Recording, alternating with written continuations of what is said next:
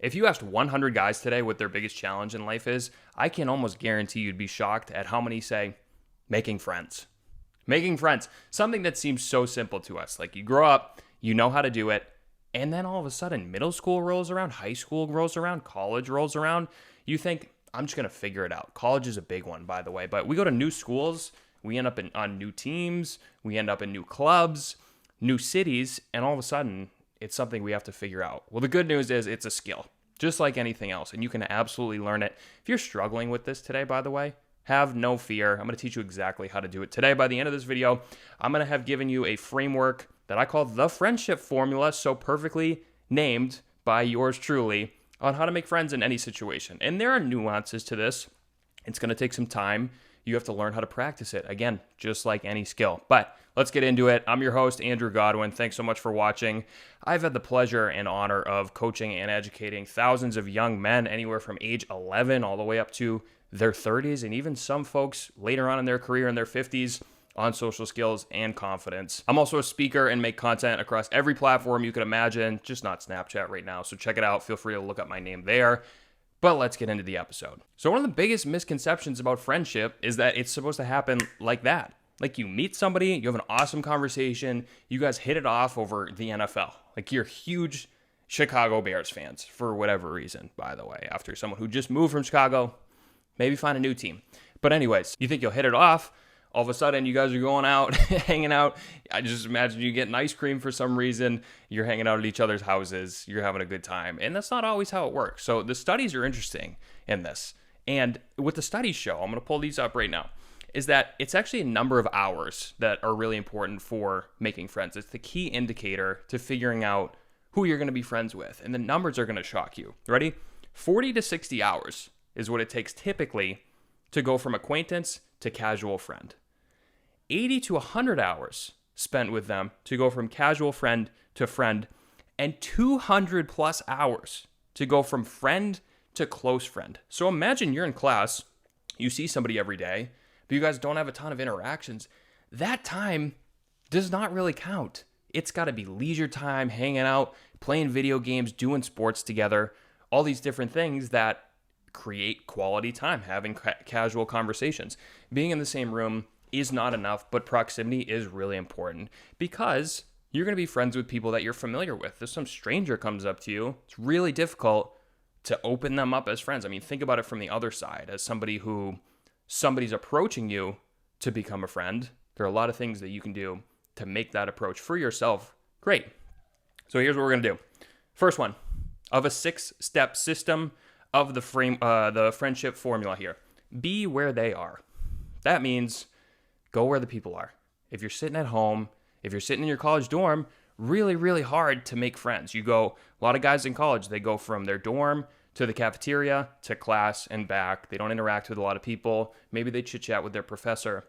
It's just not enough. The hours aren't adding up. So we got to go where people actually are. If you're a guy who's at a super small school, a lot of guys have 9 other dudes in their classes. If you're not hitting it off with those guys, it's really, really, really hard to make friends. So we got to find other areas. I don't care if you're in a knitting club. I don't care if you're in karate. I don't care. It would be cool if you were like the best hockey player of your age group, but it would be cool to be good at all those other things too. Moral of the story, get out there and try new things. Hey, put yourself out there. If you have social anxiety, one of the best tips I can give you is to not let social anxiety take the wheel of the car. Operate with social anxiety in the passenger seat, which I know is really hard to do, but you have to give yourself agency. Otherwise, you're going to be stuck with that your entire life, and it's going to be really, really hard to get out there and put yourself in these situations. So be where they are. And one of the best things you can do is get in a situation where you're around the same people and there's a shared mission. And what I mean by that, and this is what the studies show, the best place to make friends is where everybody's working towards a commonality. That's why people on teams make such good friends. That's why people in community service make such good friends. Playing tennis as singles is a lot harder to make friends than being part of a football team. And same thing, doing community service. You guys are trying to work for Habitat for Humanity, for example. You're trying to build a home somewhere. Together, there's this shared mission. So you have the immediate commonality. You have all the people around to make friends, but then there's this other element where you're working together, and that creates an even deeper connection. So try that out. That's what the research shows. I want to tell you, this is something that even I've struggled with. So I was an athlete my whole life. High school was a little bit easier for me. I'll be totally honest. I played 3 sports. I played hockey, football, and lacrosse, and I was part of a team that shared mission. When I got off to college, I wasn't as heavily recruited for hockey as I would have liked. And so I ended up going to a small school, tried walking on, and I was trying to fit in with the hockey guys on the team, and it was really, really difficult. They didn't totally accept the idea that I was a walk-on. And so I had to make friends other ways. I didn't hit it off with my roommate right when I got there. Immediately the first week, I was like, I got to go make some friends. This is really hard. You're alone in your room. I'm like, I got to meet somebody. I'm not on the team. I'm not in any clubs yet. And so the school held some welcome carnival. It was down in the athletic center. And I went down there, put on my big boy boots to get some courage, and just got involved. I was like, I'm just going to be open and friendly. And I started talking to people. And all of a sudden I started making some friends, people who I had friendships with for the next 4 years, even if they were casual friends. I don't think I met any of my closest friends. But I went out there and tried, and what happened was that made me more comfortable in other situations. It also just made me more comfortable about college in general. So you can do the same thing in middle school, in high school, in college, even at your job, and just give that a try. Moral of the story, go where they are, shared mission. If there's a carnival, go to that too. All right, the next step, go there first. This is critical. So if you go to the carnival, let's say, so to speak, you have to... I know, this is hard. You have to put yourself out there. You do. If you're standing in line, if you're at the club and you're sitting in the back and no one really sees you're there and they're all mingling, this is the hardest part. But it's the thing that breaks the mold so that you can open yourself up to friendship. And you have to initiate conversations. And one of the best tips I can give you, honestly, is to comment on the environment. So be very observant of what's going on. If you're at a club, you're like... something as simple as, hey, is this your first time here? How's it going? I'm Andrew. Introduce yourself. Super simple, right? Somebody's wearing I don't want to use sports teams for this. Somebody's wearing a Led Zeppelin, which is a band, by the way, for you younger guys. A Led Zeppelin sweatshirt. And you're like, hey, even if you don't know it, you're like, what is that sweatshirt? It looks super cool. Super cool logo. I love that. And they're like, oh, it's Led Zeppelin. It's a band that I like. Oh, no way. What kind of songs do they play? You guys listen to one of the songs, you hit it off, you tell them about your music that you like, and then all of a sudden, you guys are in a good conversation. Use what's in your environment. It's really important because it's an immediate commonality. It's kind of hidden, right? But it's right there. You don't have to go digging for personal details. You guys have the club or whatever thing that you're in together to talk about, and then there are these things that are in your direct environment. Strike up the conversation that way. Give someone a compliment. What's up, man? Those are cool shoes. Oh, thanks, dude. No way. What's up? I'm Andrew. And then you get into the conversation. But don't overcomplicate it and send open signals. I talk about this all the time. A little bit of a smile. Show that you're warm. Don't be closed off with your body language. Get open. Be sure of yourself. Commit to the interaction. Worst case, it's a little bit awkward. It doesn't go well. Then go talk to these guys over here. It didn't go so well. All right, try it again. Awkward conversation. Keep trying, because what's going to happen is it's going to suck in those moments for a second, and then you're going to be fine. They're going to forget about it because they got their life going on, but we overestimate how much other people are like, that was weird, because it wasn't. That's what the spotlight effect is. We think about all the negative things that other people are thinking, when in reality, they're focused on themselves. So don't work yourself up. Give that a try. Send open signals. Exude confidence and friendliness, and you're set. And the way to do that is to show that you're glad to meet them. Show that you're glad to be in the interaction. Commit to it and show that you're glad. Open signals, friendliness. If it flops, it flops. Try with somebody else. So that's part 2. Now you have be where they are. Go there first. Find overlap. Now you're in the conversation. Okay? 2 things you got to get really good at. You got to get really good at asking questions. I have a number of videos on this. Go to any of my short form stuff or my last couple of YouTube videos. College is a layup. Where are you from? Middle school, high school, talk about the club. Ask questions. Ask what hobbies they're in. Do you play any sports? You do anything else outside of class? What'd you get up to this weekend? Just strike it up. Strike up the conversation so that you can learn about them. That's the whole goal. Ask questions. Go in there learning about them. And when they share something, if it's something that you can relate to, relate back. Because the way friendship forms is by, we talked about this last week, reciprocal self-disclosure. I share stuff, you share stuff. I share stuff, and we're peeling back the layers of the onion over time, which I'll get into in a little bit. But that's the whole thing. Ask questions, get to know them.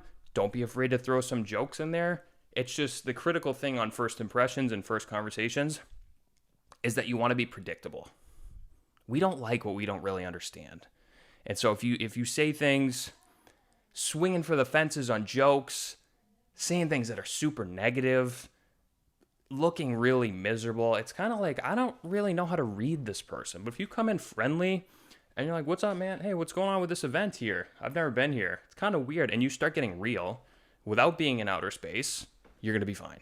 Because that's so relatable at the start. Okay? So find overlap. Play catch. This is part 3. Play catch. Peel back the onion.